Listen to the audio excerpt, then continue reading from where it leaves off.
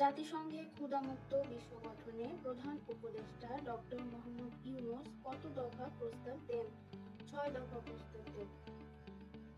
বৈশ্বিক ক্ষুধা সূচক ২০২৫ অনুযায়ী বাংলাদেশ কত শতাংশ মানুষ অপুষ্টিতে ভুগছে? বাংলাদেশে কত শতাংশ মানুষ অপুষ্টিতে ভুগছে? 10.4%।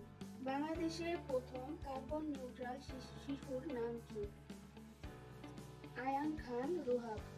22 সেপ্টেম্বর 2025 বাংলাদেশ আন্তর্জাতিক শ্রম সংস্থা ILO এর কয়টি কনভেনশনে স্বাক্ষর করে?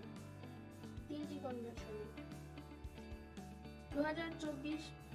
24 অক্টোবর 2025 পর্যন্ত বাংলাদেশ মোট কতটি LED সনদপ্রাপ্ত কারখানা রয়েছে? 268টি।